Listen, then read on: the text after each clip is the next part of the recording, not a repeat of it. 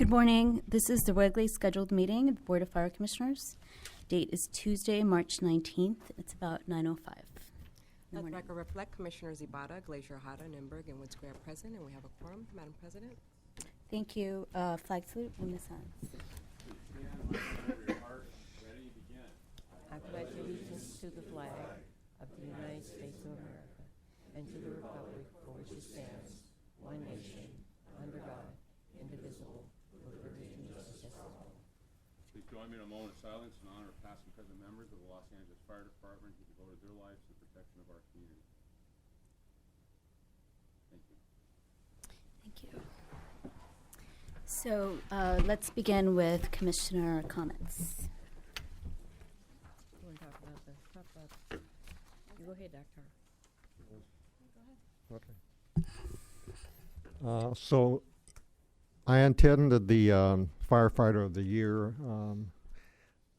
ceremony with President Ibata, and it was an engineer, Steve Cancella, and he had a huge family, and they were all there. I mean, it was a great event, as always. And I also suddenly, in that, whether they're introducing past Firefighters of the Year, the brothers Finn were both there, and so I better understand why they're involved with the museum and what have you, because, you know, they were there, and they were, as you like to say, members of the Hall of Fame for the fire department. And then I attended the promotional badge ceremony along with all of my colleagues. I mean, I think it's the first time we ever had all 5 commissioners show up for anything outside of the board, and it was great. And Chief Kepner was one of the promotees, and I understand that Chief Flegel now has her. So anyway, it was a great event. Again, with the with the perfect attendance that we had at the event. Very good. I'd just like to congratulate all of the promotees. I thought it was a great class, and that we had a great deal of diversity among that class, which I appreciate, as female as well as ethnically. We have a good group coming up, and we need that future leadership. So I'm glad to see, Chief, that we are developing leadership for the future. Good morning, everyone. Morning. Yeah. I just want to say congratulations as well to all the promotees. It does matter who's in leadership and the lens they bring, and I want to commend the department as well. I think that having a very diverse leadership matters and reflects the city, and we provide the best service we possibly can when we reflect the city. So it was heartening to see. And I went to the Stentorians brunch. I missed last meeting. And speaking of which, also another celebration of members of the department that are diverse and reflect the city. It's extremely important that all of these diverse members are at the seat of leadership. And so I love that they have this annual event, and it's a really strong organization. And I think Michelle Banks is now the president or CEO, or no, what is? Yeah, museum. Of the museum, right, yeah. Of the museum. Yes, it was good to see her there as well. And Girls Fire Camp. Also, I do like diversity, clearly, but it is really important. I think we all do, and we all value that. And we had 92 young girls show up in the rain, and it was also very inspiring. I saw the chief and Graham there, and it really does matter. And then that's why we have the numbers coming through the academy that we do. of women. Oh, and Chief Poyer as well. Right, Chief Poyer was there. Chief Kristen Crowley was there. You're right. Thanks for pointing that out. I appreciate it. Got to make sure we give everybody credit. And you, FLAC, for supporting that as well. Those efforts, it does matter. And I'm so heartened that this department really has taken a vested interest in diversifying the department. So thank you. Okay, yep. Likewise, congratulations to all of our promotees. It was great to see everybody out there. Something I'm curious about. So we've had a number of fires in my neighborhood on Bronson Avenue. There have been a number of vacant structures there that have burned. I spoke with the local fire company at 82's, and something they noted was that a number of those vacant dwellings had been submitted for demo permits, but that there seemed to be a holdup with the demolition as far as the city issuing permits. I was wondering if perhaps somebody could connect with building and safety and or planning. I understand there may be an issue in terms of demo permits and how they may be allowed to be issued in the context of the overall planning goals or building and safety issues there. But the fire company the Captain 82's was noting that the delay in the demos is what is contributing, even though the properties are secured appropriately with fencing. There are encampments that are causing folks to set fires in there, and there's been, I think, 3 in just 6 to 8 weeks in that area. I imagine this is not limited to Hollywood, so just put it out there as something if anybody can check it out. Thanks. Yeah, thank you. Great, thank you. Oh, Madam President, I wanted to note that girls' camps seem to be becoming popular. Mm-hmm. That was a news story last night of a fire department somewhere around that's having a girls' camp. So it's catching on. It's I think spreading. LA probably started it. Thank you. So moving on to report of the fire chief. Thank you, Madam President. As was previously said, we did attend the Firefighter of the Year luncheon on March 13th. The honoree was Steve Canchola. I do equate that to our LAFD Hall of Fame.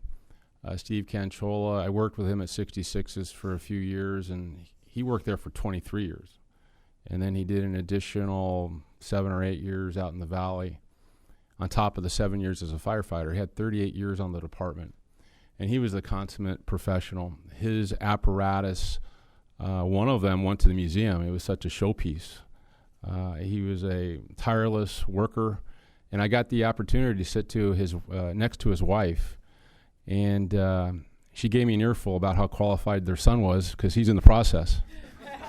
And I said, well, if he's anything like Steve, we definitely want your son. So I'm pretty sure we'll see him in the future. On March 14th, we did have the promotional badge presentation. We had 45 of our members promoted into 7 different ranks. And we really can't take credit for the diversity.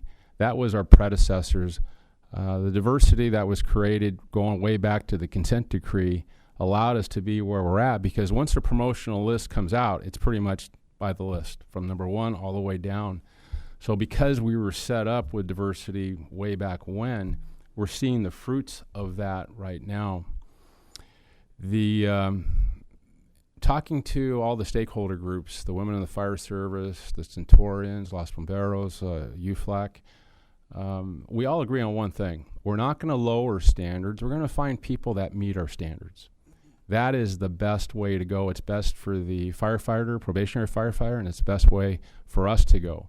So I'm very proud that we're getting qualified people, not just anybody. It is very competitive to become a firefighter for the Los Angeles Fire Department. And lastly, on March 15th, I attended the funeral services for Captain Don Wallace with President Escobar and others. Don Wallace is a former UFLAC president. I didn't know the man personally, but everybody in this room, sworn members, benefit from the work that he did in negotiating 3 platoons for us and the resources that we have. So it was appropriate that we hold the memorial service at Hodgkin, and I saw many retirees as well as many active people there. And that concludes my report. Thank you. Yes, go ahead. No, I appreciate everything that you said, and I just can't. I just want to say that we have to be very careful about making an assumption about lowering standards, because that can be used for people like women. There's an assumption that we would lower standards for women, and that is something that's used to bar people. So I just want to make sure that we assume there isn't like that the department already. Yeah. You don't have So to say it. The this department is- already makes sure Right. that. This is a great conversation. We can have it at an appropriate time. Yeah. Oh, we can sorry. agendize it. Okay, great. I'm very proud of our diversity. Yes. Yeah. Bottom line. And I think you're saying the same thing. So Right. Absolutely. yeah. So let's if you want a specific issue for Sorry. us to Yeah, agendize, yeah. we can do that. Okay. Thank you. Let's move on to verbal report by the department on significant incidents from March 5th through March 18th of 2019. Good morning, Madam President, Commissioners, Chief Terrazas, Mr. Raffich. Alfred Poyer, I'm the Chief Deputy Emergency Operations here for a verbal report on significant incidents over the past couple of weeks. I appreciate Commissioner Ninberg giving me credit for attending the girls' camp. I took my 12-year-old daughter with me this time. Although she's not old enough to participate, I've been tormented for the past few days. She watches reruns of Chicago Fire and asks me how soon she can become an EMT and a paramedic, and when can I go back, and when does the girls' camp start, and how many times can I do it, and enough already. So it was a great event, and it's a reflection, my daughter's reaction is a reflection of how it positively impacts young ladies, so thank you. In a 2-week period beginning March 5th, 2019, since our last meeting, we responded to a total of 19,314 emergency dispatches. We transported 8,600 patients to local hospitals and responded to over 150 structure fire dispatches. On Sunday, March the 10th, 2019, LAFD Resources responded to an overturned big rig tank truck and trailer at the southbound 405 freeway just north of the 101 in Sherman Oaks. While the trailer fuel tanks were not heavily damaged, LAFD joined in unified command with the California Highway Patrol and Caltrans, where our LAFD resources, including a USAR task force, a hazardous materials task force, and our heavy rescue vehicle, coordinated uprighting the tractor trailer and the safe transfer of 9,400 gallons of highly flammable liquid propane from the tank trailer to a second vehicle and ultimate removal by a private tow service. Angelinos were very fortunate this operation, which closed the entire 405 freeway in both directions for several hours, happened on a Sunday and not on a weekday.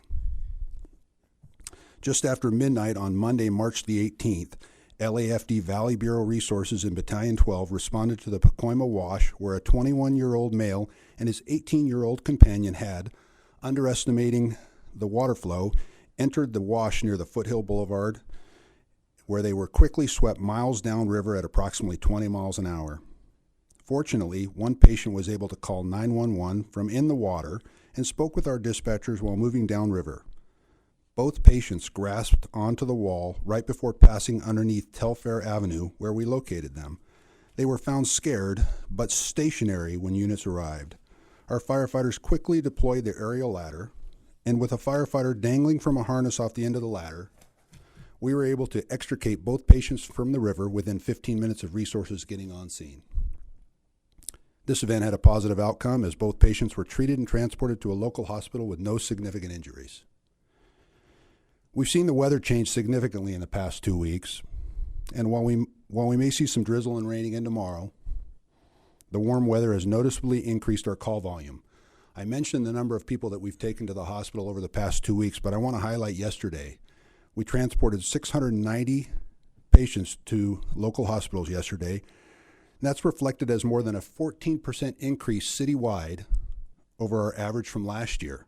But if we break that down by geographic bureaus, Valley Bureau and Central Bureau both had over a 20% increase in their transport volume yesterday.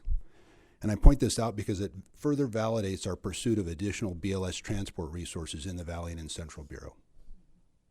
Thank you very much. If you have any questions, I'm happy to take them now. So why does the warm weather affect the call volume like that? Well, a lot of it is speculative, right? So we had the first significant change in weather this year. We went from a rainy season and cold weather, where we had cold and flu season, to people actually getting outdoors. So our number of hiker incidents increased dramatically. The number of EMS transports, because the heat changes so dramatically, goes up, and it went up significantly, an average of 595 last year per day. In the past 2 weeks, I think out of 14 days, we saw 12 days over 600. And I work closely with our EMS Bureau to monitor that. One of the things that I've spoken with the fire chief and other staff about is the idea that our transports, typically when they get up over 650, we have to bolster our BLS transport resources by hiring additional staff. And what we've done is we've gone from, we began 2 years ago with about 5 variably staffed BLS rescues. We increased that to 10, and in the budget last year we added 3 more. So we have 13 additional BLS staff in addition to the APRUs and the SOBR units and the alternative destination resources and our fast response vehicles. And all those alternative resources that we've worked so hard to incorporate are keeping our paramedic resources available to respond to the higher acuity calls. Interesting. Thank you, Chief.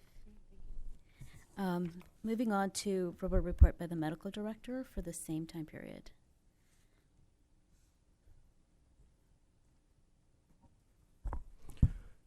Good morning, Madam President, Good morning. Commissioners, Chief Terrazas, City Attorney. Good morning, Isela. I'm Ellsworth Fortman, Assistant Bureau Commander of the EMS Bureau. I have a couple of significant incidents from the EMS Bureau to report for the last couple of weeks. One was on March 13th in South Bureau, 68th District. Our resources responded to a cardiac arrest. They found a 275-pound, 55-year-old woman in cardiac arrest on the upper floors of an apartment building. Our members were able to successfully resuscitate her, got return of circulation and her own respirations, skillfully get her down to the ambulance and transported her in a conscious state. So it was actually a very good save. And another one on March 15th out in the Valley Bureau, 106's district. We had a 13-month-old baby fall into the family pool. Family took the baby out of the pool. They didn't know how long that she was in there. Our resources, first of all, our dispatchers gave the CPR instructions. Family was able to do CPR. Our resources arrived on scene, immediately transported the baby, and were able to, again, get return of circulation and breathing. So good, successful save there. Any questions for me? Thanks, Thank you. Chief. So moving on to presentations.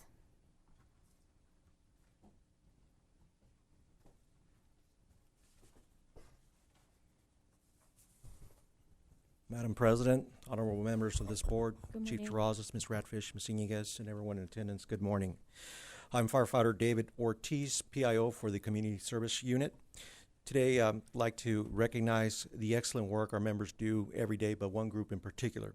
Chief Poyer just went over the incredibly busy department that we have, and every day our members go out there and achieve excellence.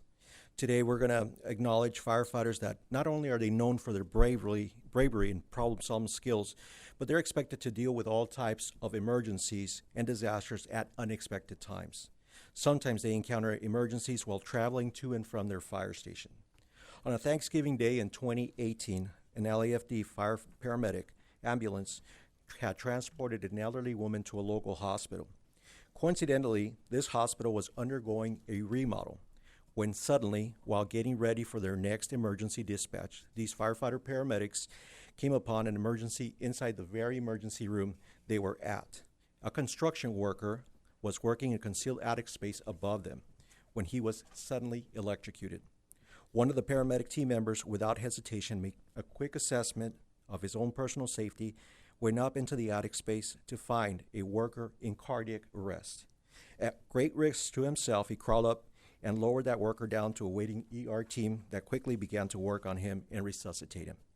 Also, due to the electrical hazard, all the power was cut to that emergency department, and while the engineers were trying to achieve restoring the electricity to that emergency department in a safe manner and determine where the hazard had occurred, the fire department dispatched task force to provide them emergency electricity to power all their equipment and their drug cache that they had. Also, one of our ambulances responded, or two of our ambulances responded and provided drugs to this hospital so they could continue to treat the patients that were there because their drugs were locked up without electricity to be able to retrieve them. Thanks to the actions of one heroic firefighter paramedic, an entire team of LAFD firefighter paramedics that responded that afternoon, there was no unexpected loss of life that happened at that hospital on that Thanksgiving Day. The LAFD administration would like to recognize the firefighters and paramedics for their duties on that Thanksgiving Day. I'd like to also add that the worker that was electrocuted walked out of that hospital 3 weeks later with minor deficits and is expected to make it a full recovery. Now I will ask to stand and come and be recognized Captain 2, Eric Thompson, Captain 2, Michael Coffey, Engineer Daniel Johnson, Firefighter Paramedic Blake Pearson, Firefighter Kyle Caudry, Firefighter Diego Gutierrez, Firefighter Tyler Elmore, Firefighter Antonio Barisi, Firefighter Matthew LeCount. I'd like to also mention 3 members that were part of this incident that could not be here. Apparatus Operator Michael Puglioso, Engineer Warren Worster, and Firefighter Jose Davalos. Now I want to highlight one member in particular who went above and beyond, firefighter who heroically risked his life to save an electrocuted worker and went up into the crawl space. And that's firefighter paramedic Derek Cook. Please come up and be recognized. I will now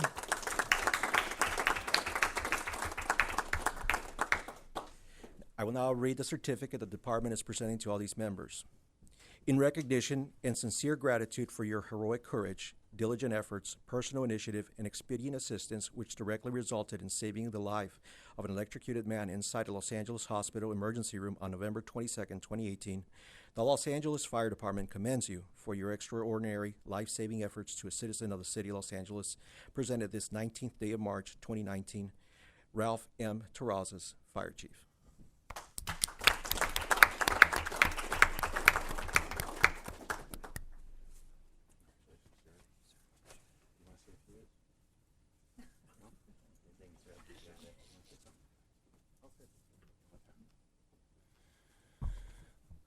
Well, another example of the fine work that the men and women of the Los Angeles Fire Department do. I didn't understand the complexity of the story until just now. So not only did Derek climb in the attic space, I don't know how they selected you. You must have got the short end of the sticks, or might have been by height or size. I'm not sure, but you were the right person at the right time. So we were addressing the person, the electrician, I assume, was working in the attic space. And when they lost power, Task Force 10 responded and provided power to the emergency room and access to the drugs. So there potentially was tens of additional patients in the ER that benefited from our people being there. Firefighters at our core are problem solvers. And you never know the extent of the problem until you get there. And sometimes it's very complicated. And sometimes it's pretty apparent what we have to do. But the end result is a validation of the talent and expertise. Nobody was hurt. The electrician got to walk away. Hopefully he'll be restored to full duty, as we call it.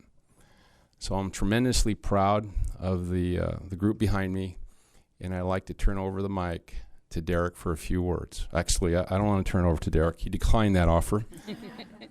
Captain Thompson. I'll hold that for you. Oh, thanks, Chief. Sure. Chief, thank you. Just wanted to say Derek Cook's actually the real hero here because they were in the ER when this all went down. So, and like I said, without hesitation, you can see one of the larger guys probably would have got stuck, but he was one of the trimmer guys, so fortunately he was able to make his way up there. So, but you can see all the members here. Captain Coffey and I, he and I both have about 30 years on the job. I think, Elmore, what do you have? 4 years on. He's the senior firefighter. Captain Coffey and I were dealt a pretty good hand to play with, so as any supervisor, are only as good as the people we supervise. So, thank you. Thank you.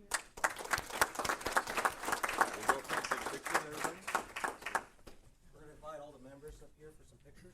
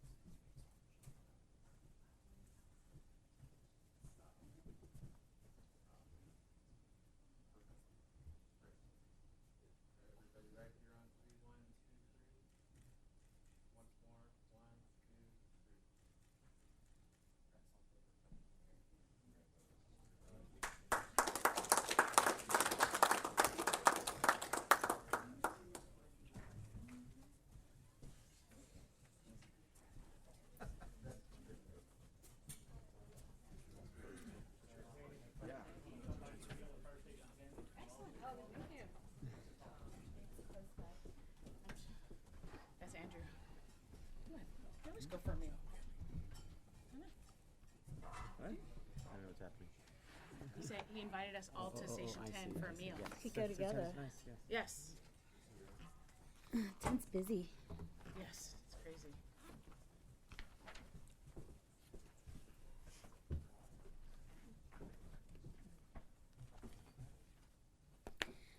Okay. So let's move with the consent agenda. Okay, move to adopt the recommendations for items 4A through 4G. Second. All in favor? Aye. So our first regular agenda item is a report by the department on the Unmanned Aerial Systems Program report. The drone stuff. Yeah.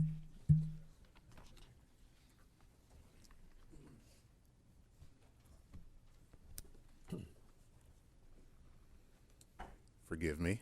That's okay. Good morning, Madam Commissioner, Chief Terrazas, fellow commissioners. My name is Richard Fields. I'm a battalion chief currently assigned to Battalion 5 on the C Platoon.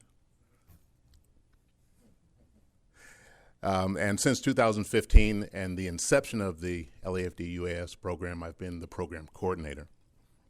Happy to report today on the progress of the program.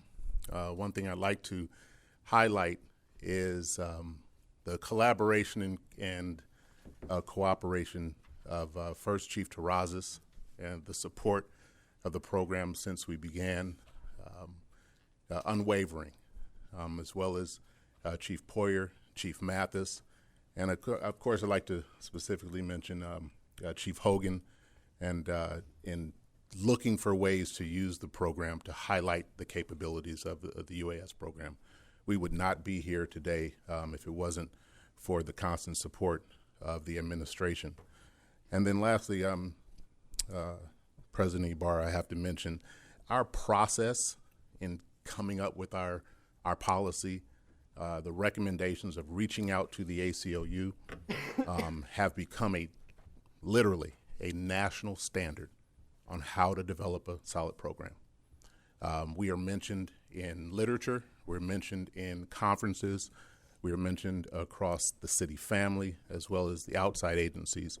When we presented before Public Safety back in 2017, at the end of our presentation, he held up our report and said, "This is how a report should be done." And shortly after that, the Los Angeles Police Department contacted us and we helped them through their process. So thank you very much for the support for the guidance, the leadership amongst the administration, because of course we wouldn't be here today. I would also be remiss in mention if I did not mention I am not alone in this. I have two gentlemen, two firefighter paramedics, who are very instrumental as integral parts of my team in getting us to where we are today. Without their attention to detail and their excellence, we would not be here. A couple of the things that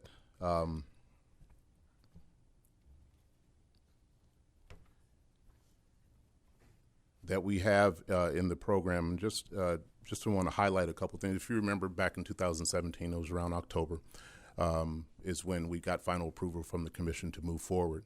In working with the city attorney's office, we finally received our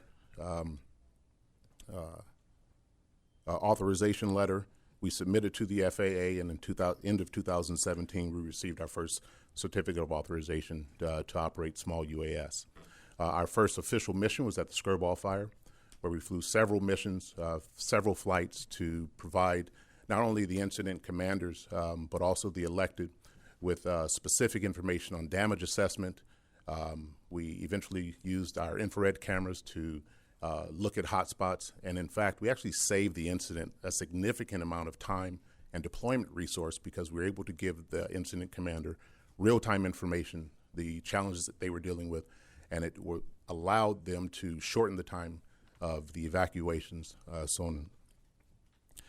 After that, we received, because of the work that we had done, we received what's called a jurisdictional COA, and that was a milestone for us because it allowed us to fly in restricted airspaces as well. We currently have a fantastic relationship with LAX and their management staff, as well as the Western region of the FAA, and they know us on first name basis.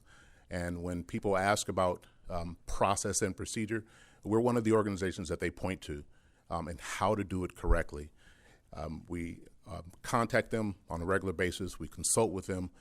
We were one of the first agency really in the Los Angeles area to be given permission to fly in the restricted airspace around LAX with simply a phone call. We're really proud of that. And Chief, we are the first major organization in the country to have a program that looks and operates the way that it does. We have developed a saying or a kind of a creed amongst the UAS operators that you are a pilot and that is an aircraft. And we are developing a culture of excellence and an aviator's mindset when it comes to operating small UAS. We're not, for lack of a better word, playing games, and we are not hobbyists. Our pilots approach this as a pilot would entering into a cockpit of a manned aircraft. And I'm really proud of that kind of dedication to detail. For the first time, FDIC, the Fire Department International Instructors Conference, recognized how valuable UAS was to public safety, and Los Angeles Fire Department were the primary instructors in their inaugural presentation for UAS. We demonstrated and instructed 240 students. In 2018, we've actually been invited back this year as well, and we'll be doing some expanded training for the students, and we're looking forward to those numbers being even greater. In June 2018, we developed letters of agreement with LAX, Burbank, and Van Nuys and their tower staff based on our operational needs so that we could make a phone call and establish electronic certificates of authorization in the event that we need to fly an operation in their areas. And they have been very pleased with the level of professionalism, the communication, and our operating platform thus far. I'd like to just talk a little bit about our mission sets. One of the things that we were hoping to do was to be able to fly more missions inside the fire department. But in this year, or a little over a year, we haven't been dormant. We've actually flown about 175 missions to this date, which account for about 35 flight hours. We've done about 45 mapping pre-incident analysis missions, and again, thanks to Chief Hogan for utilizing us in that way to map critical infrastructure. We've done 4 training support missions, recording and documenting training events, either at in-service training, things like that, for outside agencies that are coming in, like the Truck Academy and other training events. And then we've done about 10 other related support missions, helping the PIO, taking pictures in the area that couldn't be done with a camera or that was unsafe to do. One of the things that I like to highlight in our mission sets, and again, the collaboration, Chief Poirier kind of alluded to an incident in Battalion 12 where it's a moving water incident. And through the support of the Fire Foundation, which actually helped us to purchase the initial UASs, we were donated a large UAS, which was well beyond the budget that we would have liked. And then with continued support from them, we were able to purchase the ancillary equipment that we need, and we're going to begin beta testing that in the Swiftwater environment because it has a capture and release device where we can drop a flotation device. It has lights on it. It has a dual camera setup with not only FLIRs so that we can identify potential persons in the water, but it gives us a high-definition zoom camera where we can stay well beyond the line of sight for the water, but still get a bird's eye view of people in there. So we look forward to being able to utilize that in conjunction with our Swiftwater teams as we go into the wet season into next year. One of the other things that I'd like to highlight in collaboration with outside agencies, we've been working with the Bureau of Engineering because of all the mapping and surveying that they do, getting familiar with mapping surveying software. They don't have the ability to fly the drones, but they have the ability to use complex mapping. We partnered with them, and we've been doing several mapping missions, as I mentioned a little bit earlier. And one of the things that we're going to be highlighting on the department with the Fire Prevention Bureau, primarily the brush clearance unit, is starting to map public parcels using the drones. And the benefit of that, it's not going to replace an inspector.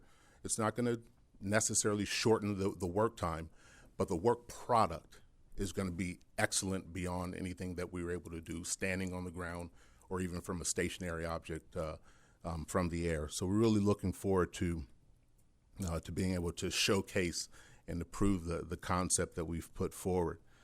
Currently, our fleet, we started with 6, but now we've increased that fleet to 9, which includes the donated drone that we have, or the UAS.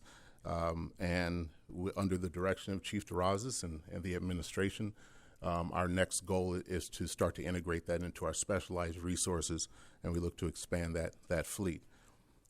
Lastly, I'll touch on just a little bit about our records retention, and that was an issue that came up, especially with the ACLU. And as our policy states, we found the greatest benefit of the UAS is in real-time information gathering, not necessarily recording and archiving to be able to watch it later. And so for all our incident-related flights, we haven't recorded anything. We have the ability, especially with the technology that's in our command rigs and some of the other things that we use, we're able to live stream the information. And it really is that real-time information that the incident commander needs that helps him to make the decision. The only things to date that we've recorded or archived are training events where we've taken pictures and things like that, or the one other area that we recorded, the mapping that we do, because we need to record that information to now insert it into the mapping software. But other than that, we've found no need, especially incident related or in the public, to really record any information or to archive anything. That's the end of my report. I'd be happy to answer any questions that you may have. Thank you. So great work with this. So the other aspect that was of concern for the ACLU was whether we were going to be doing any information sharing, especially with like police agencies. Has that come up? Has there been like any requests for information or any like subpoenas? Or? No, none at all, and that's for a couple reasons. One, it's by the increased relationship that we have with LAPD. We've assisted them in getting their program off the ground. So currently they're able to operate a UAS with one of their SWAT platoons. in anything that's attached to a warrant. So they don't need us as often to provide that intel. The other thing is Say that again? they don't need us to provide the intel because now they can operate a Oh, so UAS. they have their own Yes, drones now. that's correct. And then lastly, they're very, Chief Grimala is very sensitive to not losing the ground that they've gained. And so they don't want to take any chance in what would be called mission creep, where even if we are operating the UAS in a incident that has both resources or that's in a unified command, make it very clear that our command posts and the information is in separate platforms. They gather their information on their own, and whatever process they do, we operate it according to our policies separate of their command posts. Okay. So, and the incidents, again, that we've been using them in, what, can you characterize like what the majority of them are? Yes, the majority of them have been wildfire incidents, Griffith Park, the Portola fire, Skirball, and at various stages throughout the fire, whether it's during the actual incident in mapping hot spots or surveying the damage, or day 2 or 3 into the incident where we're just, excuse me, where we're just verifying that the fire is out, or being able to provide information for the incident commander. We've flown 2 missions where people have scaled or climbed on top of an elevated perch, whether it be a crane or something like that, to again provide the incident commander more of a close view of what they're actually dealing with. But the majority of the incidents have been, or the 7 missions that we've flown outside of those have been related to wildfires. And no like confined structure fires or nothing like that? Not at this time. Not at this time. We're looking toward that as a next step, really trying to determine the proper UAV platform to use in a confined space. The configurations that we have right now, the size and dimension probably aren't ideal for that, so we're looking at some other configurations before we deploy in that area. All right. So, as you recall, the ACLU actually opposed our use of drones even until the very end. So, but one of their big concerns was still that we have that this body or somebody have like oversight over how you're using it, so that we can be aware of mission creep, for example. So for that reason, like, can we just have this be a recurring report? And I'm trying to figure out like what makes sense for like maybe twice a year. I'd be more than happy to. I'm very, very proud of what we've accomplished to this point. Right. And as we move from this time this year, we're going to be making some significant advancements in the program itself. So I'd be happy to come back and report our progress to you. Great. So I think maybe twice a year you come in and you tell us how it's going, and you report the types of incidents that you're seeing, and if there's any data sharing, and the recording part is also really important, and what you foresee sort of using it in the future. And also, I think the information sharing is really important. So if we're teaming up with any other agencies, I think it's important for us to know about that and the capacity in which we're teaming up with them. So we know that LAPD has their own drone now, so it's not like they're going to be relying on us, but there's other agencies, there's other police agencies in the region, like the sheriffs, and there might be, federal agencies as well. So it's really been a benefit for us, Commissioner, we're in the driver's seat. Yeah. We are the focal agency when it comes to UAV programs. So everyone is coming to us. Right. Port Police, LAPD, Torrance Police, Santa Monica Police. We've all kind of ushered them along in development of their programs. So we're in constant communication with those surrounding agencies. And as long as we're doing it like from a programmatic, just telling them process-wise how we do it, that's fine. But we don't want to be sharing but it sounds like we're not recording anything, but sharing stuff that we record and then give it to somebody else, obviously that would be a problem. We are sticking strictly to the policy on information sharing. And there have been a couple occasions where the independent assessor has reached out to us and asked for our archive data, and we've been able to provide that. We don't have a really robust system for doing that, but we archive everything. We do all our flight telemetry currently. I didn't want to inundate you with a bunch of paperwork, Right. but we archive all of that so that we, if asked, we have that available on request. Okay. And I'm open to other ideas about, how you think our oversight capacity should work. But I think, in order for this to work and in order to enable you to sort of keep doing the things that you do, it's only going to work if we sort of maintain an oversight capacity. I absolutely agree. Yeah. And so great work. I mean, we're all very proud of what the department has done with this. And I think this body wants to sort of enable you to keep doing that. But that also means that we need to maintain oversight. Absolutely. Thank you Right. very much. Oh, I'd like to commend you on the work that you're doing, and I see the passion that you have for what you're doing, which is great. And I commend you for the collaboration and the work you've been doing with other agencies, because obviously it's very clear today there's no news media here, and it was announced early this morning several times on the radio that this would be taking place at our commission meeting. So last time we had cameras and all those kinds of things. You have developed a relationship which obviously puts people at ease and makes them feel comfortable with what you're doing, and I commend you for that. All right. Thank you very much. Thank you. Okay, move to adopt the recommendations for item 5A. Second. All in favor? Aye. So 5B is a report by the independent assessor and the department's response related to the review of the Los Angeles Fire Department's complaints closed in 2017. Which one is first? 37. Okay. Let me see how many people we can fit on a podium at once. We're gonna stand in line. Okay. Good morning, everyone. Good morning. I'm Sue Stengel, independent assessor. This morning, I'm presenting a review of fire department complaints that were closed in 2017. 363 cases or complaints were reviewed for this report, and we made 5 recommendations. This is intended to be somewhat of a template for future annual reports, presenting you with a variety of metrics and analyses of trends, including reviewing settlement agreements and pending boards of rights.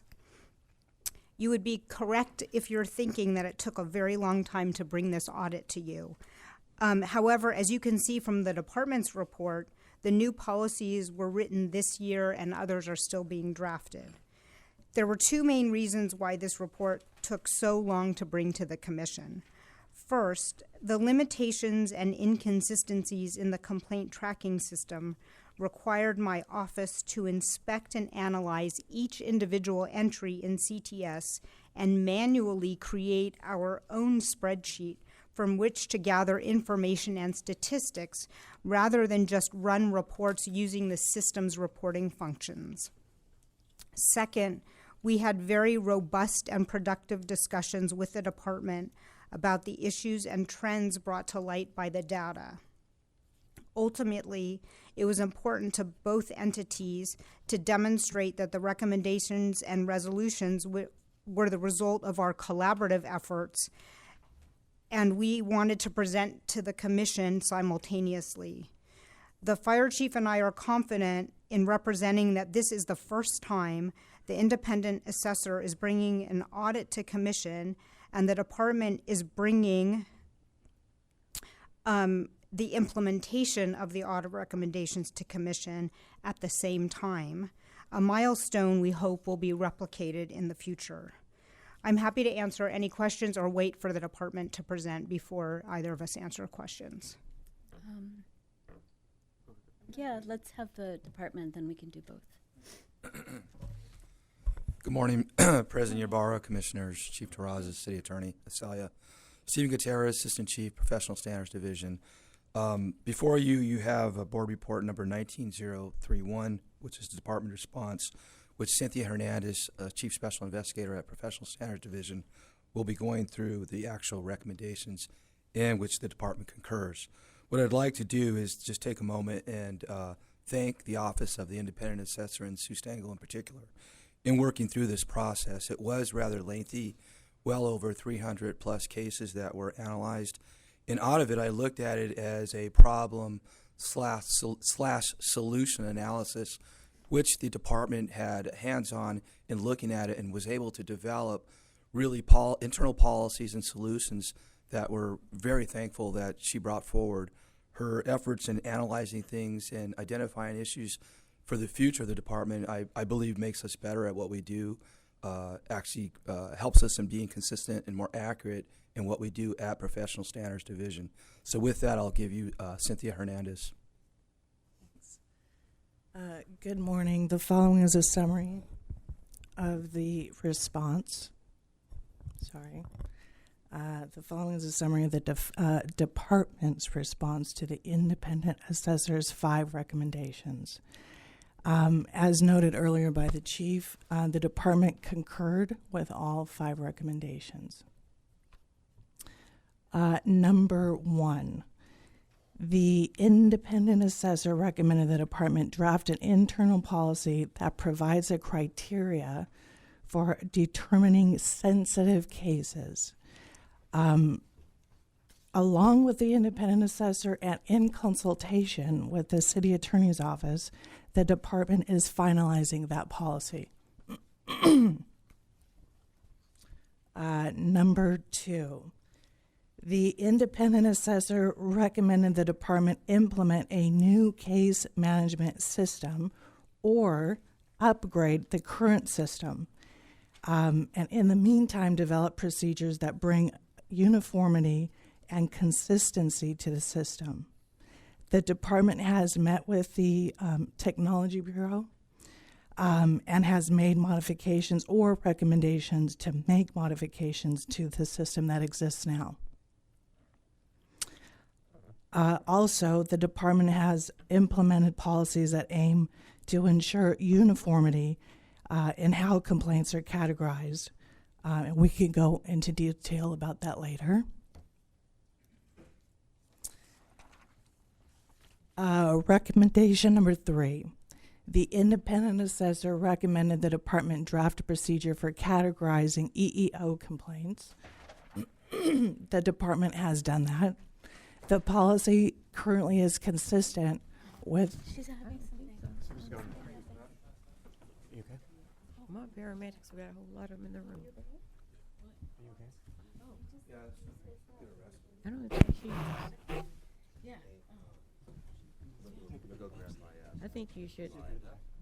Yeah, take her to the back. Let's just have you go to the back. Okay. Yeah, take her to the back because she. I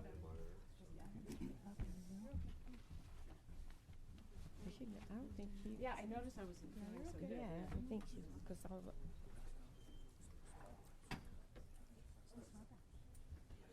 I didn't see it either. Yeah, they took her in the back. Because Is it like a she didn't seem to notice that she was. And I heard the papers falling. I'm looking. Yeah, why don't we take...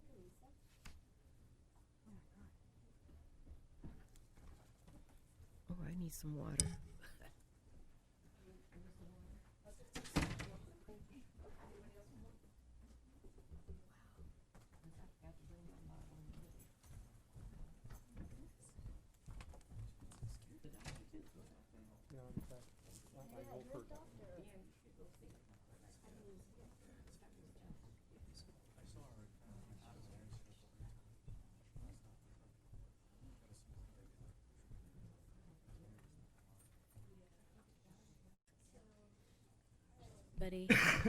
So we don't know the status of Commissioner Nimberg, so we're just going to finish up with this, and hopefully we'll see her at the next commission. Okay. So you were actually, Yes, you're in I the was middle on of... number 3. Yes, number 3. The independent assessor recommended the department draft a procedure for categorizing EEO complaints. The department has done that. The policy is consistent with past practice of identifying and categorizing cases at the time the complaints are made. The policy is also consistent with the department's practice of consulting the city attorney's office. Consulting the city attorney's office regarding potential sexual harassment complaints. And we do that in order to ensure compliance with the reporting requirement per the mayor's executive direct order to do that. Recommendation number 4 The independent assessor recommended the department revise the current policies for reporting lost or stolen equipment.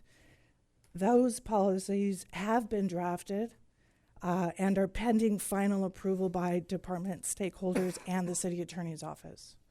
And 5, the final recommendation, the independent assessor recommended the department create a guideline outlining a reasonable time by which all cases pending a Board of Rights are to be completed. The department is currently developing that policy and is consulting with the city attorney's office. And that concludes the presentation. Thank you. So thank you for the report. I thought it was very comprehensive. There's obviously a lot of work by the independent assessor's office and by the department's office. And also happy to see that the trend is going in the right direction because we have less cases every year. Yeah, a couple questions. Thank you. Appreciate the comprehensiveness of the report. Thanks to both the independent assessor's office as well as to PSD for working together on this. I've heard really great reports about your relationship, and so I'm really happy to hear that. It's certainly not been always a history of the department that we've had a really great professional relationship between the IA and PSD. So whatever you're doing, keep doing it. It's great. And a couple of questions within the recommendations, just on the pending Board of Rights. This has been aging for some time. So I'm just curious as far as what you see on timeline on this or any sort of obstacles. Right. We also learned it's been on the books for quite a while, I think, since October of last year, the year before that. Mm-hmm. The city attorney's office is dialed in. We are consulting regularly with the city attorney's office to determine whether there's any conflict in doing so with the existing statutory authority. As far as we know, as soon as the department determines a reasonable time, that's something we will obviously consult and confer with the union with as well. We haven't come up with the number, what would be reasonable, but we certainly are aware, as you mentioned, that this has been on the books for some time, and we hope to get something on the books permanently soon. Yeah, and I don't pretend to know the answer, so I think I was reminded that I made the request a couple of years ago. I think it's more just about however long it's going to take, right, is what it is, right? I recognize we operate in a structure that is larger than any of us. So, I think that the challenge in PSD historically has been as an evolving field. I think gradually, as many standards as we can put in place to say, like, this is what is normal. Even if to say, like, look, this is the standard time frame, so we know that if something's outside that standard time frame, something went haywire there, or it could be that it's just a very, very unusual thing. But I think having the standards is good, just so we know what is in standard and what's out of standard. So I give that to you sort of as the spirit of the request, so you know of what it is that I was kind of looking for there. And the department concurs with the recommendation. We think it's a reasonable one. We think it benefits the department and the member. I think the gap, just so we clarify where the gap is in the timing, is that it's in the timing of selecting the board. Mm-hmm. Once the board is selected, statutory authority provides sort of guidelines at that point, and the department would have no control. Sure. Whether the board continues the case and postpones it, et cetera. So that's the period of time that we're looking at, is the selection of the board. Okay. And so do you think you might have an answer for that in the next 6 months? Maybe I'll bring co-counsel up here. Yeah.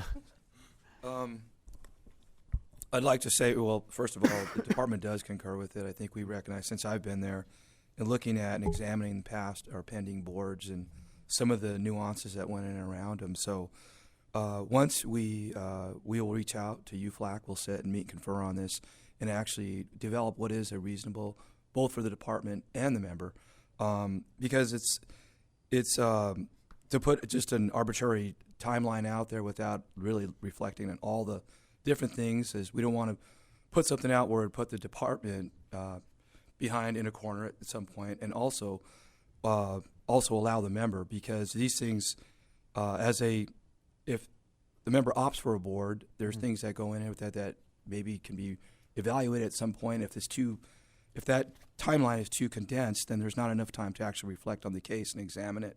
If it's too long, obviously there's things that can go stale. So yeah, we are going to meet with UFLAC. We've had some informal discussions, and we'll continue with that. And my hope is within the next 6 months we will have one. Okay. Well, maybe you could just give us just a quick update, even if it's like we've met, we're talking, we need another 3 months, but just something so we know that it's progressing. If you don't have something ready in 6 months. Yes, happy to do that. Okay, great. A couple other quick things. The CTS replacement, I believe that's part of the strategic plan for ITS. Is that ITS? ITS. Yes, ITD. Right. Yes, Scott Porter. Yes, exactly. Do you have a sense on how that's going? Well, I can tell you what we've done so far. We have met with the Bureau that's responsible for oversight of that system. This system needs to be modified. And so what we're doing now, while we wait for any new sort of system come forth, we are attempting to identify sort of priorities for modifying the existing system. So at this point, that's where we're at. We're modifying the existing system, identifying priorities, and whether or not there's another system out there at this point. We have not purchased one, as far as I know. So you're more in the scoping phase of that. Right. We're sort of developing policies. One of them is reflected in one of the recommendations, workarounds. Right. So we can sort of address some of the shortcomings of the existing CTS program. Yeah. Certainly, given the need for data and the value of data,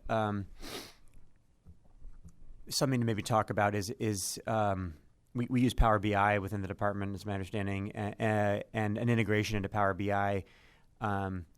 Even if you're not looking at a complete replacement, that is an integration that I might want to prioritize to think about how Power BI could hook into whatever we've got CTS and pull the data out to allow for some easier analytics. I understand we may be sort of building on a system, but I might just discuss that with the Chief Information Officer about whether that might be something to prioritize. That just will make your reporting so much easier, both for you and for the IA. Yeah, I mean, as you heard earlier, some of the shortcomings is it's not necessarily bad data in. The data's good that's in there. It's just hard to get to. Yeah. So it's labor intensive. You have to double and triple check just to make sure we've got all the ducks in a row. But that work, obviously, one of the recommendations that came out of the OIA audit was to develop workarounds, and we did do that. So, for example, one of the recommendations that was made, and the department has already addressed and implemented a policy to address shortcomings of the system, was the uniformity and consistency of the system. One of the shortcomings is that, for example, the DUI cases, there's about 10 different or 12 different ways to track or identify or log a DUI case. It could be off-duty misconduct, alcohol-related. It could be DUI. It could be traffic accident involving alcohol. There's a myriad of different ways to identify it. But now we currently have a policy where we identify it one way. Yeah. So we can easily get to the data quickly. Yeah, that's great, and that is a prerequisite, I think, for any kind of a business intelligence system. But just hearing you talk about this, I think where you guys have evolved to, you now, like your use case is for a business intelligence system that can pull that data out and just spit out the analytics, and it'll spit it out in lots and lots of different ways that I think will allow you to slice and dice the data very quickly and give you and just do this trend analysis. It'll just make it a lot faster. Right, So right. so that's great. Sounds like you're going down the right path. But just would encourage you to explore what that connection looks like, since that is a platform that we use already in the department. I saw in the body of the report just the reduction of out of statutes, which is great. It seems like it's a pretty significant reduction. I think it was 50% reduction stuff going out of statute. So great progress there. I'm curious what you think it would take to get to zero. Well, that's the $1 million question. I think. Well, we've got about $10, so hopefully you can do it for that. I'll take it. Our goal overall is for that number to be zero. Mm-hmm. So that's the bottom line. We don't want any cases to go out of statute. What would it take? I think obviously better oversight. I mean, if we can fall on our sword a little bit. There was a reduction, and we hope that that continues. But better oversight, better early identification of cases, tracking system. I mean, those are things we're all looking at. Mm-hmm. We're trying to assist the investigators as well to help determine what the appropriate statute date is. So that's even something we're looking at as well. Yeah. Speaking on the investigator side, we've talked in the past about training for our investigators to try to improve their ability to do quality investigations, presumably complete them on time. How is that going? Well, we're really grateful that our staff, within our staff, we have a lot of experienced investigators. So part of the training sometimes is just on-duty training.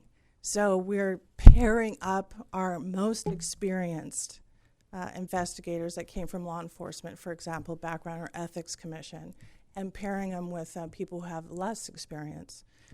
People who have more experience with EEO complaints. We're pairing them with people who have less experience so that they make a good, strong, balanced team. And so we're sharing that sort of training that way. Yeah. We also reach out to the city attorney's office, and we're planning to have a scheduled training in the very near future. And what's beneficial about that is because we've been I've been 6 months, 7 months now with the staff, we've been able to identify some areas that we can work on. So we can translate that to the city attorney's office, and they can turn around and develop a training session for us. And so that's ongoing. We've also reached out to other law enforcement agencies that I have connections with as well, and they've also offered to provide that training. Do we typically, I just can't remember, do we typically pair a civilian professional investigator with a sworn investigator? Yeah, that's a very good question. It's never really conscious. But yes, that's sort of how it sort of rolls out. We have sort of even numbers in that way, a little bit more heavier on the civilian side. But typically that's when I say when we're pairing up someone who's not as experienced, it's the newer sworn coming in for their 2-year, right? And pairing them with a strong investigator who's sort of been around the block. Yeah. I would consider establishing that as a matter of policy, that it's all, as a department, we value our civilian professionals because they have institutional knowledge and they don't rotate out after 2 years. And we value our subject matter experts who are our firefighters who come in and obviously bring that deep understanding of culture and work. So I might think about actually saying, like, look, this is the hard and fast policy of we send them out in pairs because we recognize that there's a dual value there. It just gets to this question of how do we standardize best practice. If we know it's a best practice, then I would encourage you to say this is the practice. Right. I sort of give you that to put in the hopper and think about. Sure, absolutely. On settlements, and this is a question for both you and for our IA. We've now been doing settlements for, I think this board adopted the policy 2 or 3 years ago. I know there was some, beta testing, if you will, of the settlement process. I'm curious if there were conclusions about the settlement process in particular of, are the policies working well? Are we seeing the outcomes that we want to see from settlements? The changes that we put in place, we had some initial confusion about how to apply the policies. Has that abated? I didn't see any recommendations about it, so it's possible that silence means that things are great, but I just wanted to sort of find out if that is something that you guys did look at, and if not, when you might be looking at it. Well, it wasn't in the audit. That's correct, but I'll let the independent assessor speak to that. But in our shop, we have standardized the instrument.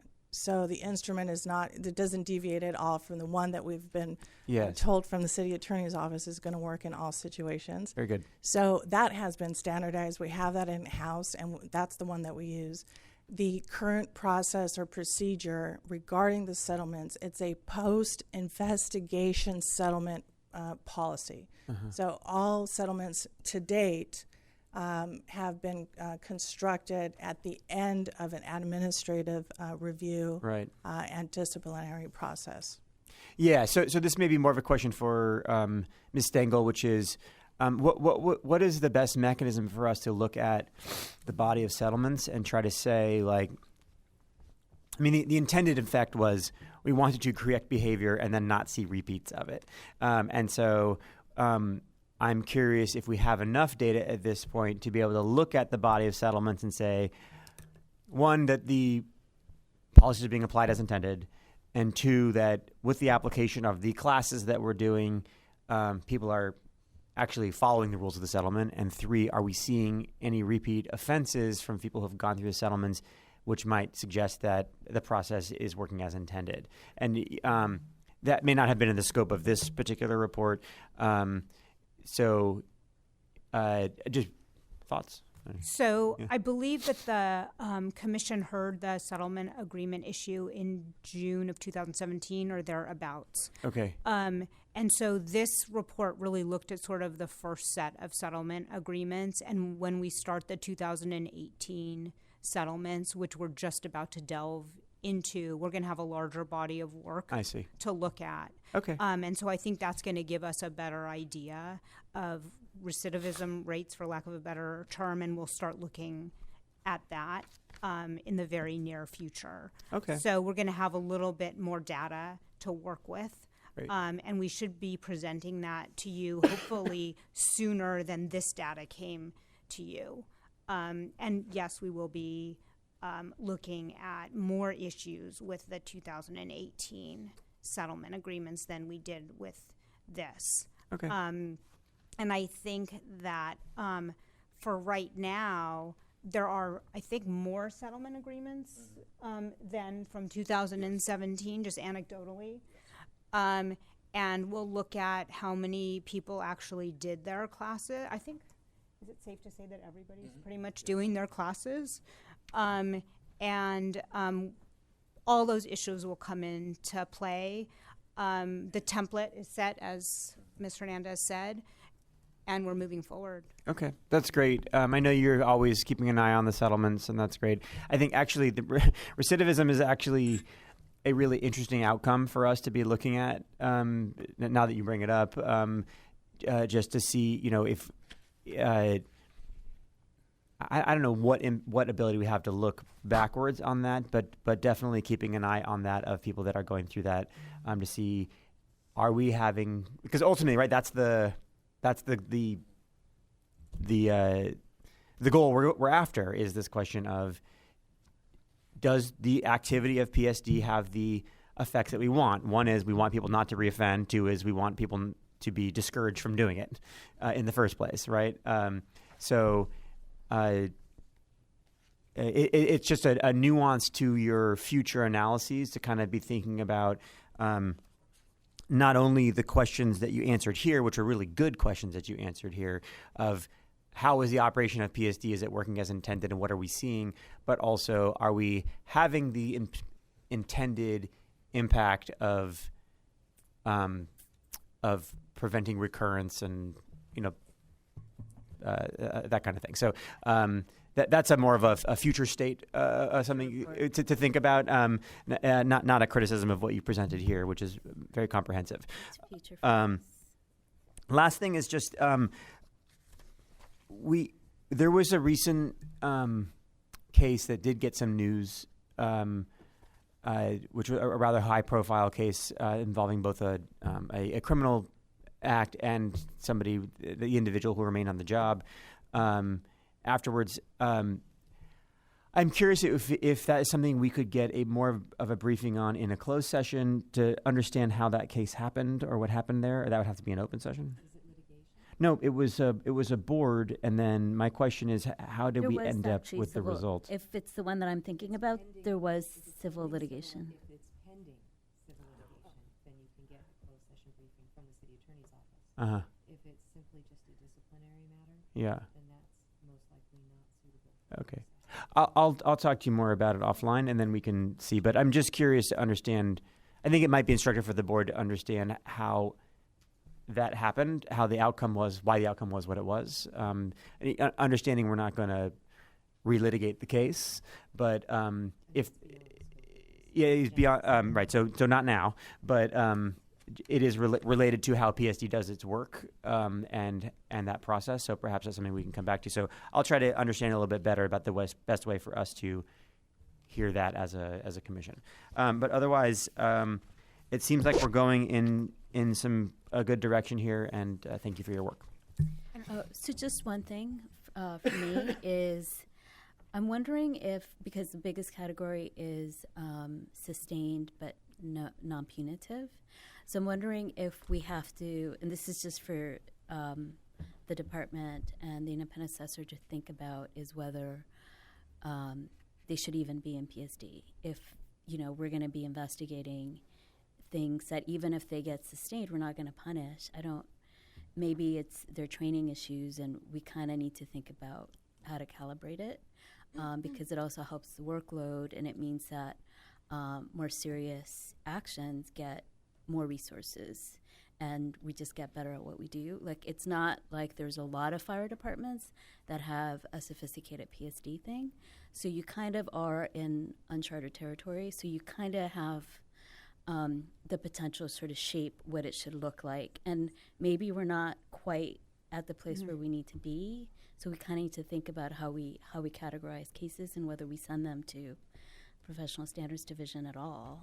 Well, we have a whole policy that came to the commission in 2015 that deals with those types of issues, and it's actually something that I think we all have talked about and might want to bring to the commission's attention in more detail in a future report. And it might be something that we rethink.